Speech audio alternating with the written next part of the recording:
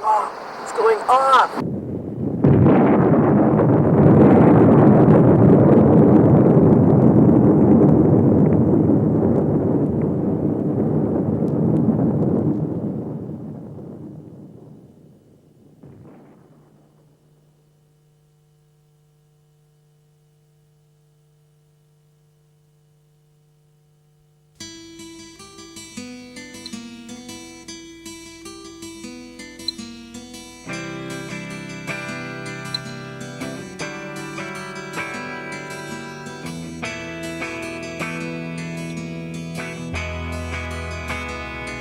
And I'm tired of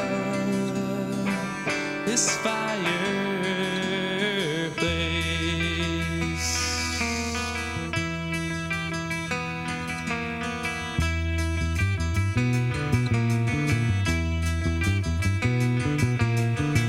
And my chimney's speaking freely.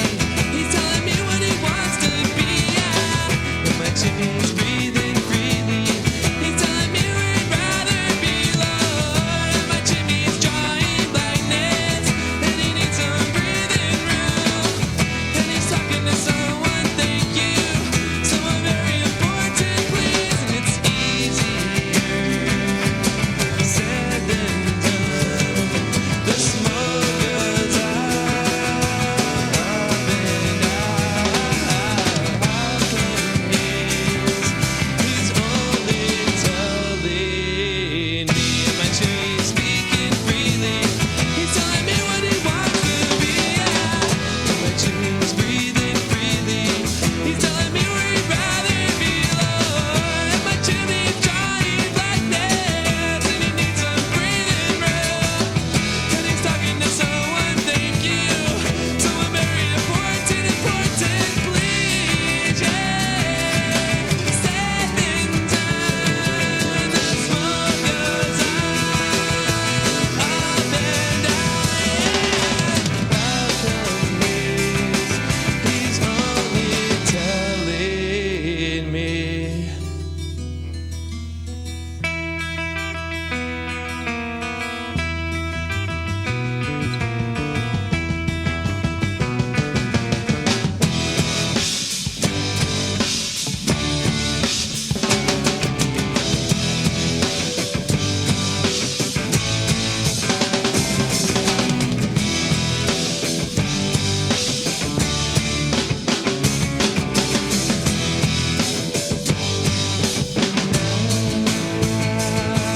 It's easier said than done.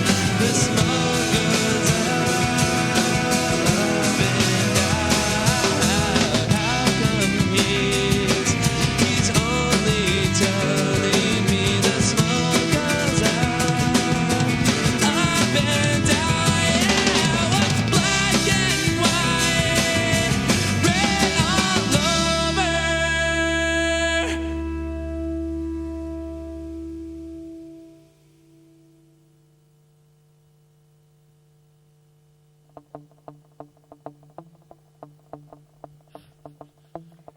Bad as a mother.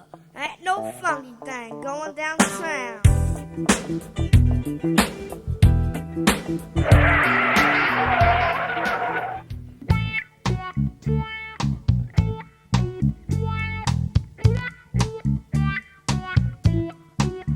You've got to be able to be a strong swimmer to be sailing in wave sailing conditions. If you need a PFD to keep your head above the water, then I suggest go back and take some swimming lessons. But here's the reasons why.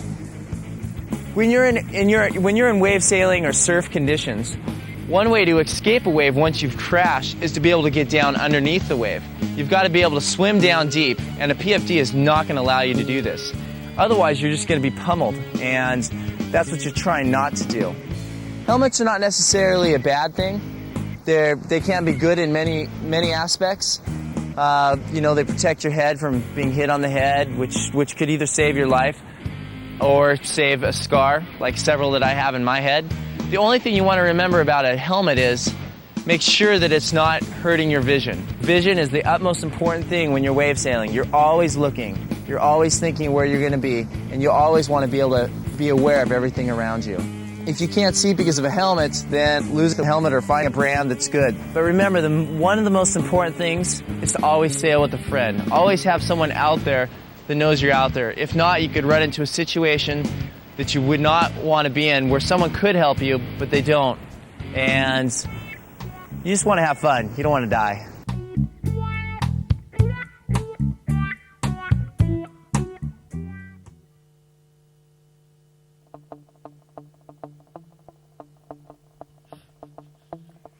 Bad as a mother. Ain't no funky thing going downtown.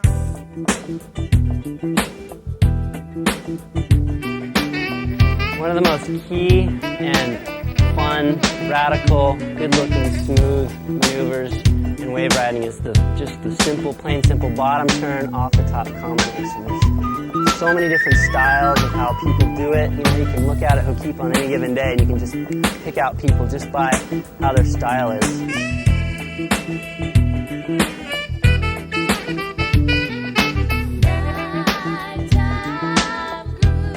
Getting to the lip at the right time is all relative to your bottom turn and how you go about setting up to get to the lip.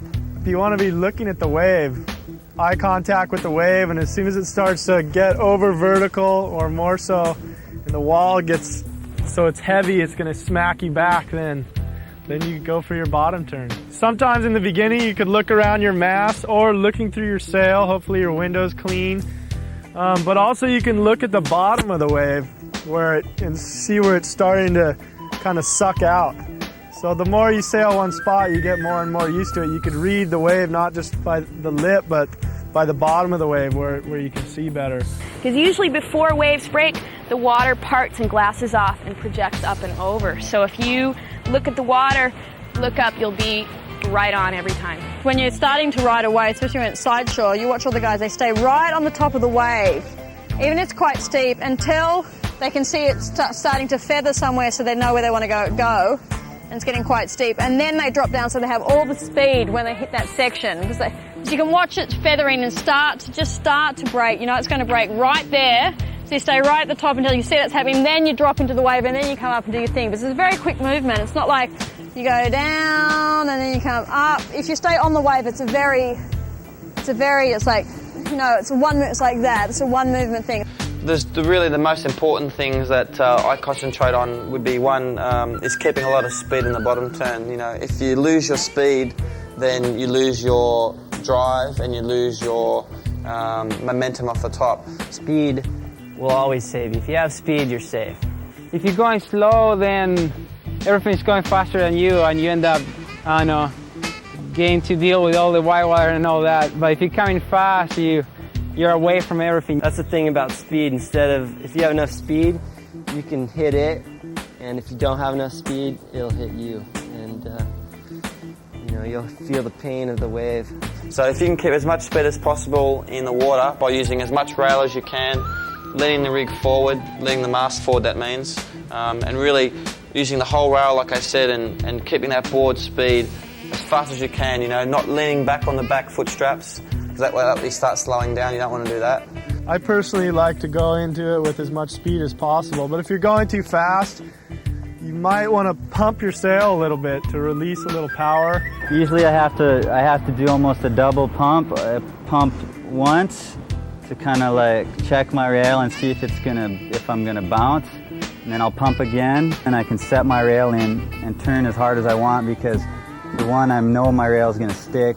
For two, I've slowed down enough that my rail won't bounce out. I always initiate my bottom turns and my oversheeting. It's all kind of one motion. A lot of people would say to me, jibing is sort of like bottom turning. As long as you continue a nice, even turn, you're going to come out of your turn and you're going to have control. You can grab your sail really easy. And it's true, jibing is sort of like bottom turning a little bit. You really need to commit to a turn. You need to make a nice steady turn. And no matter what, just keep turning.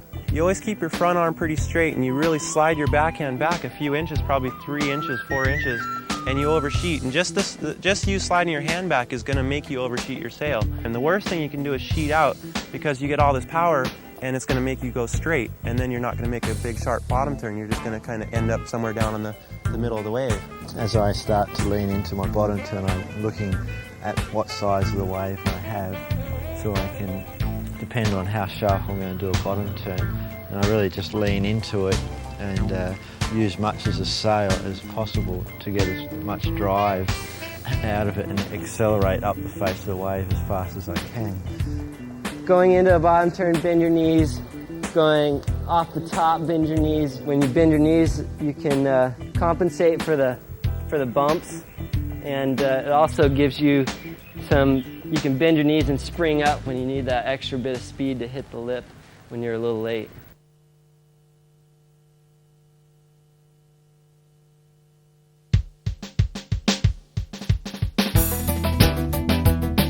The hardest time sometimes is actually getting out to the waves, making it off the beach and getting out set up for picking off waves.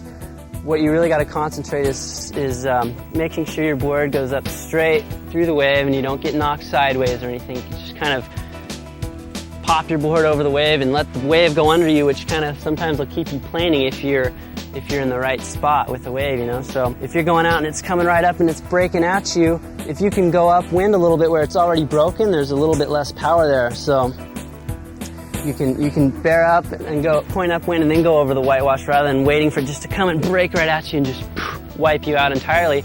Or if you can see that there's, you know, the wave's still peeling and it's not just closing out, bear way off the wind and outrun it and go over it. You really don't have any control over the ocean. It's going to do its own thing, so you might as well work with the ocean. A lot of times it's hard to decide whether to fall down and just get worked or try and go through it. That's a judgment call, and that's where the chicken jibe comes into effect. But a lot of times if I'm really in trouble and there's really a big wave coming, what I'll do is I'll just intentionally launch myself forward and I'll go up to the front of my mast so my mast is out towards the wave, and then I'll just push on the tip of my mast and swim it under like I'm duck diving basically. And that, a lot of times when there's no wind, that's the savior right there, because number one, your mast is already out to sea and you don't break things, and it's just a little bit, you can get worked pretty hard doing it, but at least you save your stuff and it's better than getting everything thrown back at you in the face. Probably the biggest fear I have is getting hit by other people. Sometimes you're in a situation where you're going to be hit by somebody else and it's imminent, you know you're going to get hit, or you are actually going to hit somebody in the water, whether by accident, or hopefully by accident, or just because of the nature of the wave or something like that. In the case where you're going to hit somebody and a crash is imminent, the best thing to do is to get your weight off the board, and that is, in some cases, to actually jump off the equipment at the last second. At least get your feet in a position to get out of the straps, get ready to bail on the equipment, and try to direct the equipment as well as possible away from the guy's head, you know, into his gear instead of him, or into the surfboard instead of the surfer, or something like that. If it's imminent, the worst thing that can happen is you can crash into the person with all your weight driving the equipment into them. The equipment alone probably weighs a total of about, 45 pounds or so, but your body is 150 to 180 pounds, or if you're a girl, 100 to 150 pounds. If you're down in the water and someone's going to hit you, the best thing that you can possibly do is forget your equipment. The equipment's never important in a situation where your body's in danger. Dive under the water as far as you can. Both the equipment and the person that's going to run into you in the ensuing crash will almost invariably stay on the surface of the water. The board's going to float, the sail's going to float. If it's tumbling, it's on the surface. Even the guy's body, if he's tumbling with a wave, he's normally going to be on the surface of the water. If you're only under 2 feet, normally you're far enough so that you're not going to be hit by the equipment when it rolls over top of you.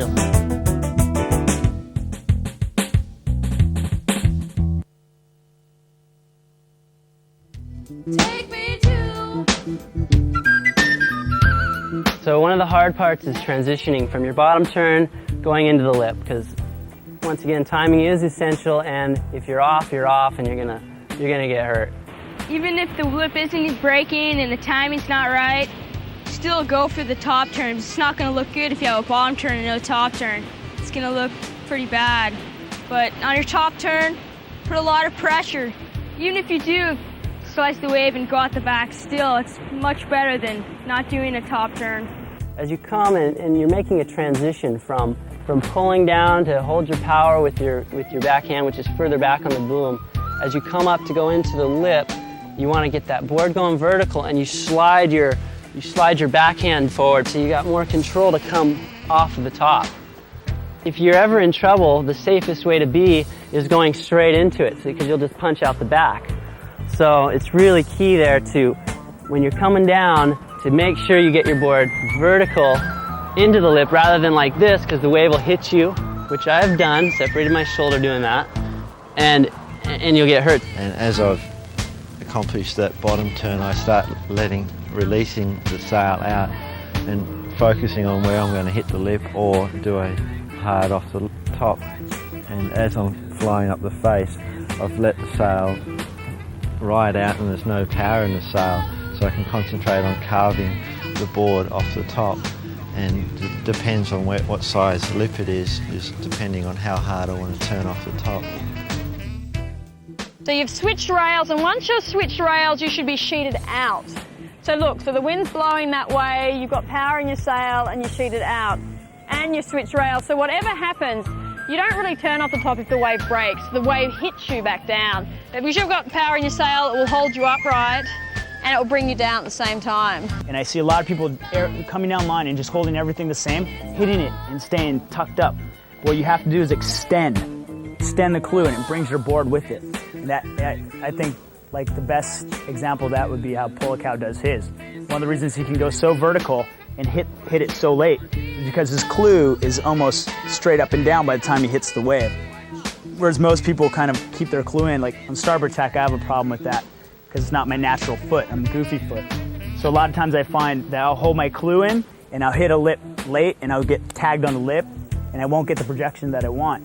Whereas if I pop my clue, it'll throw me out, so I have to make conscious effort to extend my clue when I hit the lip, and it really does throw you out. Not overextend, otherwise you get backwinded, but just if you extend in that whole body motion, it seems to bring your hips too, and your hips throw your whole board up. People think they're sheeting out, but they're not. You know, they've got the sail very close, so if something goes wrong, they get caught up in their stuff. The stuff has to be quite far away from you. You've got to exaggerate that push away movement. You've got to like push your backhand out, like and twist your body to push the backhand out, and then you'll be right. It's an exaggerated, everything's very exaggerated wave sailing.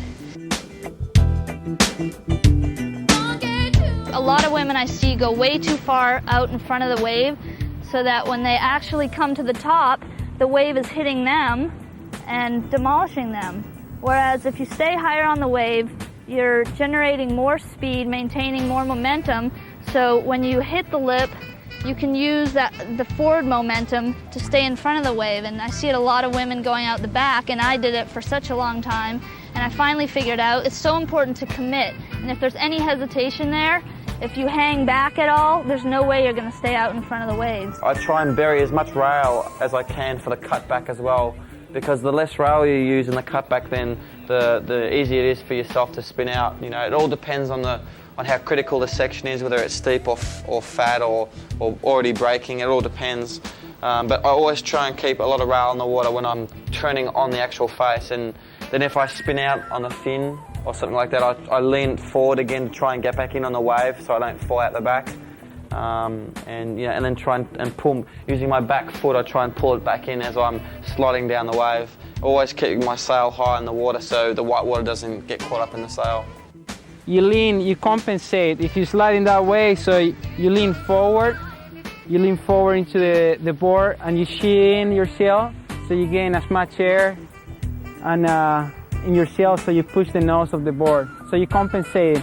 You're doing the slide, but at the same time you're throwing the sail forward, so it brings you back into the wave and you're ready for the next one.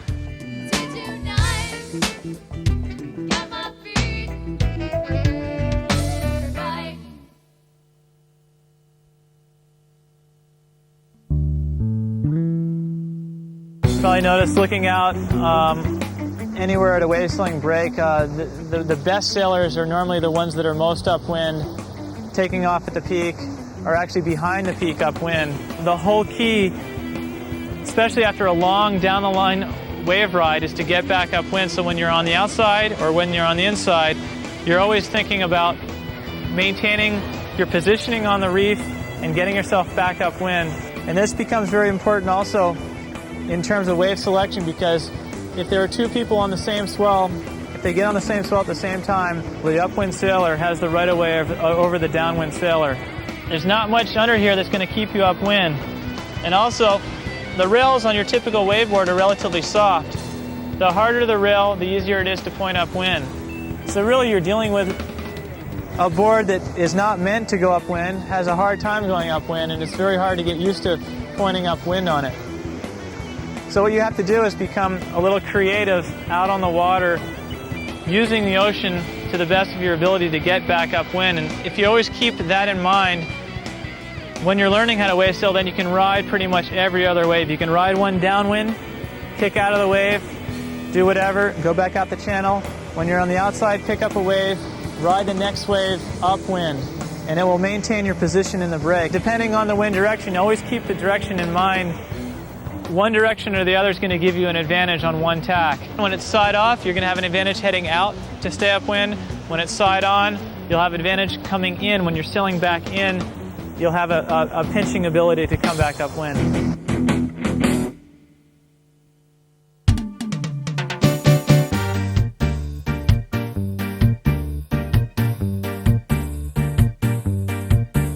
Now that we've hit our lip, we're up at the top. The next part is actually making it. So what we're working on here is looking down over this, big pit of water that you got to drop back into and keep on going, ideally. What you got to do after you come off the top, because your weight's all forward, is transmit your weight to the back of the board so you don't nosedive. And you do that just by body movement. And in wave sailing, body movement is really key. It shows your style, and it shows how loose you are and how fluid you are with the wave. Coming down after an off the lip into a massive whitewater is kind of a tricky situation, and for a long time I would make the mistake of not holding your path and just giving up too soon, because in the moment it's critical to use all your power. Even if your sail's being held down by the whitewater, you can still pull it out. It's just important that you hold your course sailing straight for the beach, so that your nose doesn't catch in the whitewater and you pearl or whatever else may happen. If you're too late, okay, this is a trick I learned. If you know how to do chop hops, if you ever do kind of chop hops off the water, when you're late for the lip, the biggest thing to do is yank up on your booms and push on your board so it gets up.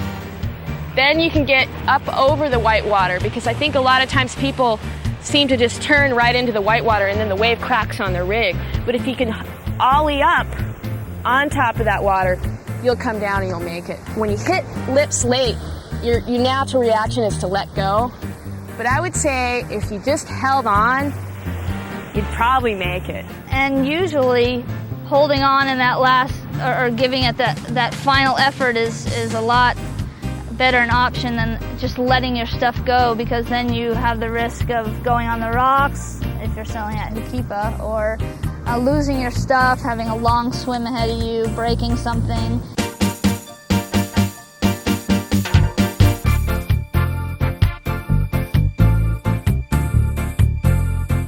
The best is kind of a little bit onshore conditions, I say. With the wind coming up the face of the wave, you get lifted, and then you push that lift, and what you do, you bring it back and you kind of like shoot straight up into the flats. If it's offshore wind, it's kind of harder because you stall up there. You can't poke into the wind. The sail is actually working like slowing you down, like a brake, because it's going like that, flaring. And so hopefully you don't get worked. Basically, when I come really fast, bomb turn, pulling your sail with the backhand really close to you, and then when you are going up, you push on your backhand, so the wind coming from the bottom of the wave, it's like lifting you, and you get some kind of a way for you to get back on top of the board and do an hour. Keep having fun.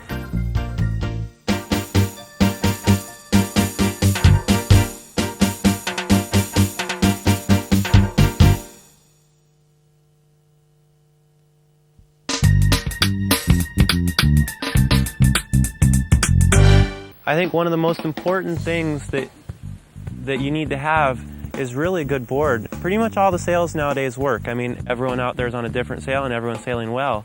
But I think the biggest thing is really the boards, because the board is what you're really riding. I mean, the wind blows you and gets you going, but once you're on the wave and you're riding the wave, you're riding the board.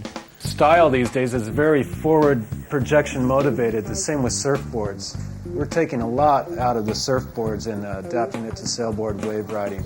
Sails become more efficient, board constructions become more efficient, and just rocker lines become more efficient. So now we've moved into this type of outline, which is more like a surfboard, where it carries its volume through this area, your planing area. It has a lot of radius in the nose, a lot of radius in the tail. It's basically just a overgrown 6'6" surfboard. Over here, a lot of the guys have been going shorter and shorter and going wider. I've always had kind of big boards. People kind of laugh at me and say, wow, what are you doing? But I'd rather go for a bigger, floatier board than to have one that's too small. You kind of have to have two boards. Actually have 100 boards would be nice. This is the only wave board I have right now. I use it in onshore, side shore, offshore, any shore, big waves, small waves. And that's one of the things with the newer boards is you're going to be able to sail them in a lot more of a range. It's always good to have one board that you call your floater board, one for lighter wind, like 5.0 up to maybe 5.7 sail size. And then you need something a little bit smaller in case it starts blowing, because the other board has a tendency to blow out of the water a little bit when you start really going fast. If you have to sail like a long way offshore to get to a reef break or something, I don't advise to have a very stinky board, because I've paddled in a few times, swam it in a few times, and the keeper's not that far out, so I'm all right. Thickness is really an important way to get more volume in your board too. If you look at a 1/4 inch of thickness out of 3 inches, out of 4 inches, a 1/4 inch is like 8%, 9%, whereas 9% of length is 6 to 7 inches on a board. So just by adding a 1/4 inch of thickness, you get a lot more flotation for your board. The advantage of having 8.2, 8.3 boards is that you can come up into bowls, so round, torquing them around like you would on a small surfboard, versus a longer board from even a couple years ago, or even last year when someone would be riding an 8.6, 8.8. It just has more nose, more tail. It just feels like a draggier board. And in the mainland, I know that they use a lot longer boards than we do here because of they need more water line to get going in the 5.5, 6.0 wind conditions, and there's a lot more drift in here. But the truth is, once you start practicing a lot and you get as much sailing hours as we're getting in here in Maui, you start really feeling really comfortable on shorter boards sometimes, if they're made with the right displacement and volume distribution.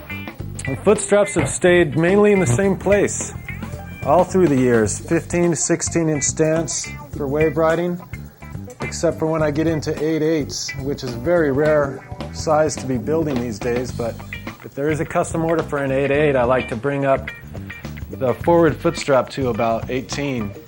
And that just enables a person to get more of the rail and more of the board to turn where they want it to, and not so much a ballerina kind of stance. These boards, you're actually standing in the sweet spot from the beginning because we develop the actual board around your stance. Whether if you wanted a larger stance, I would have to modify the V and the rocker to adjust for your stance. So that's why they are custom boards. Indestructible. Hey, this board can get ran over by a car. We got proof. If you're into just going out there and cruising around, and just sailing, just, to have some fun, but you not really care about what kind of performance you got, then you can get any kind of board. But if you really want to, be one of the fastest guys out there, have an easier time on yourself, then I recommend getting a styro board. You get a lot of flexibility out of the board, and at the same time you get a good spring reaction, which is great for our wave boards. You want to have that flex for the sort of G-turns that we're doing at the high speeds we want to go at. You want the board to give. You don't want it to stay rigid and just follow straight. So you want it to flex and spring out of its turn so you get projection. Yeah, guys are jumping 30, 40 feet in the air, doing flips, double flips. Rarely do we get these boards back busted. Clark foam boards, typically buckle quite easily. You couldn't jump aboard. For one thing, it wouldn't go that high because it weighs too much. But if it did, you'd really have to nurse the landings on them to get them to hold up. Sheet foam, the sandwiching really tends to take the shock of jumping. Using pads on your board too softens the landing. And that construction pretty much is what we're all starting to go for nowadays. And that's definitely the new revolution.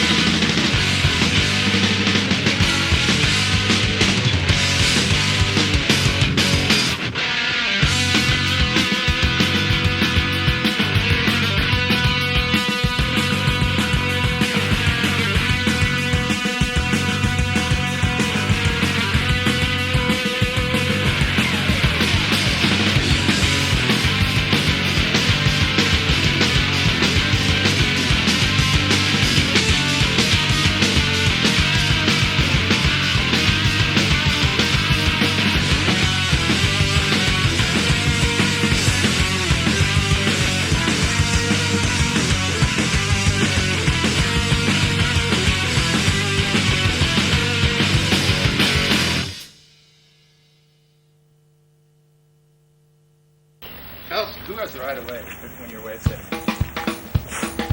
I know.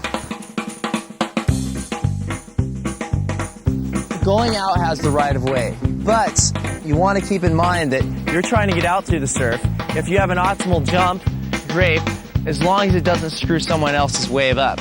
if you're going to affect them in any way, it's best to avoid them, let them have their wave, and take a little spill, you know. That's something that's a big thing, especially when it's crowded out there. It's just being aware and thinking about how you'd want to be treated if that was your wave. Timing it right, so once you're on the inside, there's no sets. Come in with the sets instead of going out, you know, stuck on the inside with the sets, and everybody's got them. On the outside, in determining whose wave it is, almost all of the time, it is the person who jibed on the wave first. Now, if you cannot determine who jibed on the wave first, then the upwind sailor or the sailor closest to the peak has right of way. Even if you go way out, whale watching, and it's your wave, and it's a good wave, by the time you get to the place where it breaks, you will not be the only one on it for sure. That's a keeper. Welcome. Aloha. Even though you might be in the right of way, you might have the wave legally, Sometimes you're in totally the wrong spot. And if some guy's in the bull section, he's in the right place. I'd rather have them get a good ride than me fight for the right of way. and you really have to look at what's down the line. I mean, if there's nothing down the line, it's like, you can have it. It's really funny, with the days I go out with no sail numbers on, everyone cuts me off way worse. If they know who you are, it helps, but it still doesn't help that much. It's like when I go out, I'd get one wave to every 4 of Jason's because he cuts everybody off, for example. And that's why they get good. But it's like, you know, it's not really fair. And he has so much control, he can actually sail around people. Never go over the back of a wave. Especially if someone's on it, definitely, there's by no right do you have of coming over the back of that wave. It's definitely a major sin to do this in wave sailing. He is judging where they're going to go, you know. If you're in tune with what they're doing, you can pretty much share a wave, you know. Like me and my brother, we can share waves every now and then just by, just by knowing what we're gonna do, if he's gonna come off the top and I go down, I'm not gonna, you know, run right into him if we're in tune. Basically go out to have fun. I'm not worried about the crowds. Jason will love me after this video, won't he?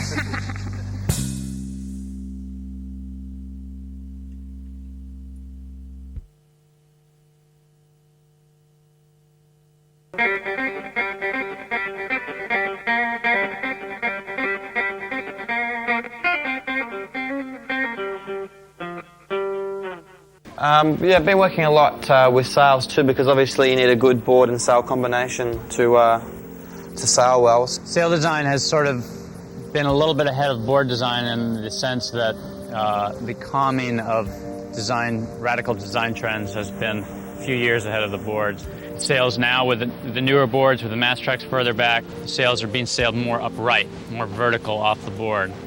That had an effect on clue position and the angle of the boom. On the older style sails, we were working with raking the sail back, and the geometry of where the foot straps were versus the base of the sail versus the booms, that triangle was completely different. So the new sails always have to be considered with the newest designs and boards. My opinion, frankly, is that if you have old equipment, the very first thing you want to do is replace the mast. Once you've replaced the mast, probably the next step you want to take is to replace your sail.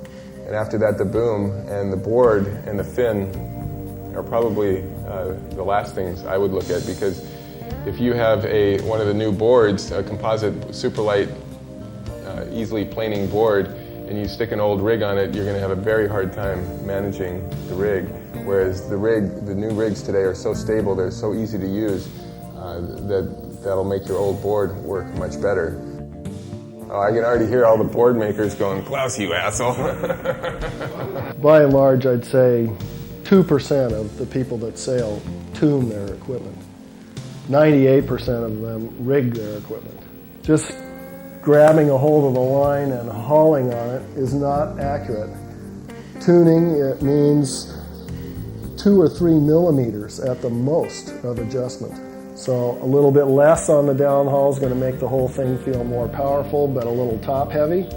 And maybe in the conditions you're in, like it's onshore and you need that juice, it's okay, right? But if it's offshore and the top's heavy, you're going to wrestle with the sail every time you drop in on the wave, right? And likewise, if you over downhaul it and the wind's onshore, you're not going to have enough power to get out. And likewise, when you try and catch the wave, you won't have enough power to catch the wave either. Handling anything over 5.5 square meters in the surf gets to be pretty tough.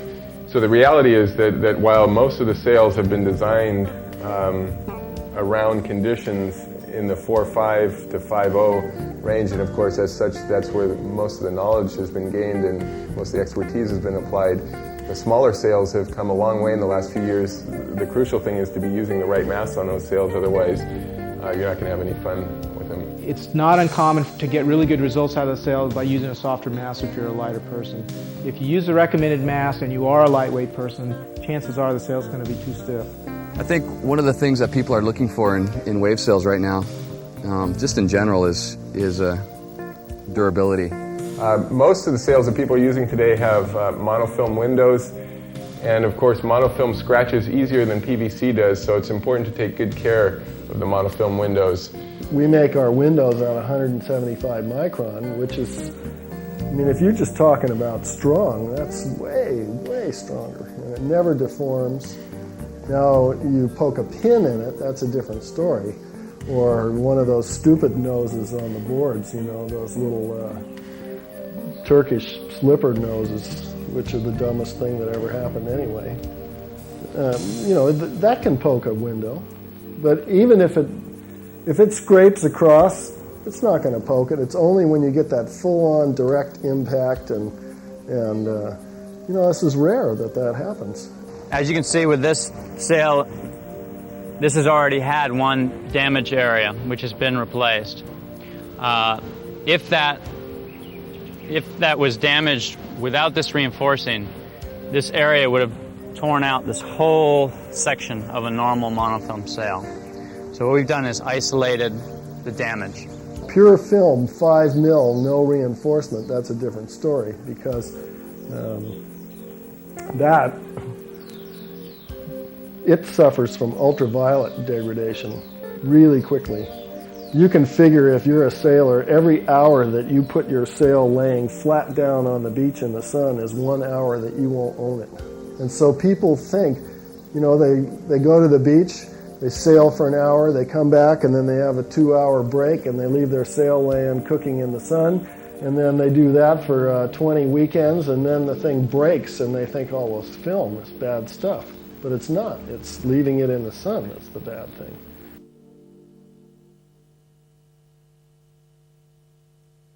Forward loop, basic.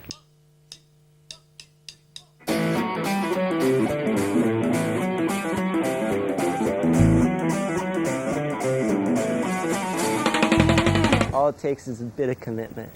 You really don't even need a breaking wave to do a forward loop at all. The key really to learning is to be powered up. Be loose. Don't be tight. You don't want to break your board or your ankles. Just an intense desire to make something happen. Speed.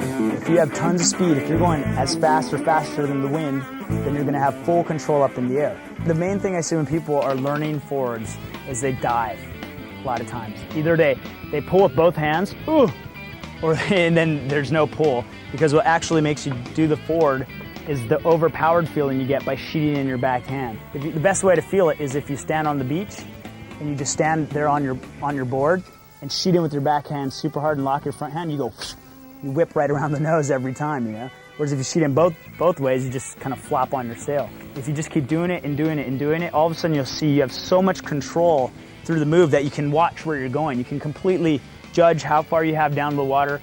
You can even pick out what position, where you want to land, because however hard you pull on the sail is gonna be how fast you come out of the move and how far downwind you're gonna float. The one thing you don't want to do is go up and go, I'm gonna do one, and then chicken out. The scariest thing about it is the whole fact about going forward. People have this phobia of going this way because they look at the water and they see that, ooh, if I don't make it, I'm gonna hit that really hard. But that's the number one thing, is not to look at the water. Especially for girls, it's like, you don't want to hurt your face, right? Especially when you have a face like this, not anyway. So once you can loop, you jump up, you know, pull your legs, and you're looking back straight away after you've jumped up. So you're not looking at the water forward, you're looking back. And that's the thing, the difference between people learning to do loops and people who can do loops. Everybody can tell you the movements, like you sheet in, you pull your feet, you do all this stuff. But to go up to try your first one is really hard. You've got to be happy and not thinking about it. Like if you hit the water and you think, I've got to do a loop now, I've got to do a loop, I've got to do a loop, this wave, this wave, this wave, you'll never do it. You've got to be thinking, oh, what a fun day sailing this is, and be relaxed. And the next thing you know, you'll just jump up and do it automatically. Nothing can happen to you when you're learning to do loops, I tell you. Especially girls, because we don't sheet in as hard as men. It's not like we can over-rotate, land flat. That's how people seem to hurt ourselves. We're quite a lot weaker, so for us to sheet in to over-rotate, it's pretty rare. You just see a sailing like this and see the wave. I stand up and sort of position myself already upright. Once you're already up, you're already halfway in the position. Like a loop, you're already that much, so what's that? A couple of, 15 degrees already. So it's not a 360-degree rotation, it's 360 degrees minus, that difference of the mast, and it's quite a lot. It's really important to get your body to follow, because everything you initiate with your head and everything follows. I look at my harness hook right there and just whip it really hard and then come out of it as fast as I can. It's all dependent on how big of a piece of chop you hit, how fast you're going, and how high you get into the air. You're going to learn how to judge that by trial and error, by over-rotating or under-rotating. So generally, the smaller the chop, the quicker and more off of the wind I'm going to have to go, and the harder I'm going to have to pull and kick my feet over my head to come out of it planing. When I under-rotate, what's happening is I'm not doing enough body motion, because either one of two things. I didn't get high enough for the angle of rotation that I chose to take, or the wind died and I got backwind, or the wind shifted or something, and which stalled my sail. And then that's when your mast hits the water and you come down and land on your back. planing forwards. The key to this move is not breaking your board. And the way you break your board is if your nose hits first. If your nose hits first, all the pressure goes right on the nose and it just snaps it right in half. And what you want to do is you want to extend your hand back further than normal. Like a normal forward, people are holding their booms kind of sideways. Matty Pritchard does it. That's where I kind of picked it up, was watching how Matt whips his forward so hard. If it's a low one and you're close to the water, you want to stay tucked.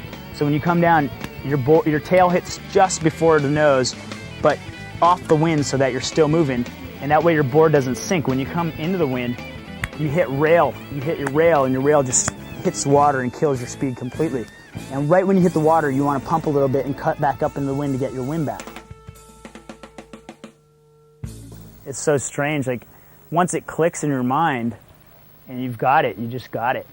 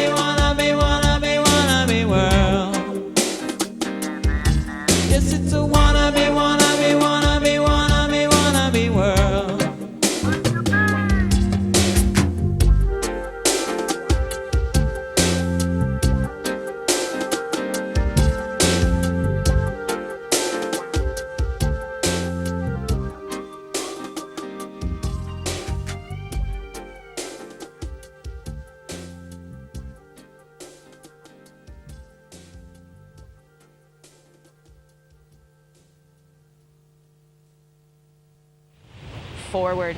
Everything's forward. Moving forward. Leaning forward. Leaning back will get you nowhere. But you don't want to be coming away and then you're like in this position, like going fast, and then going, oh my god, I got it, and then you're like, ah! Use your momentum and the wave. Cut!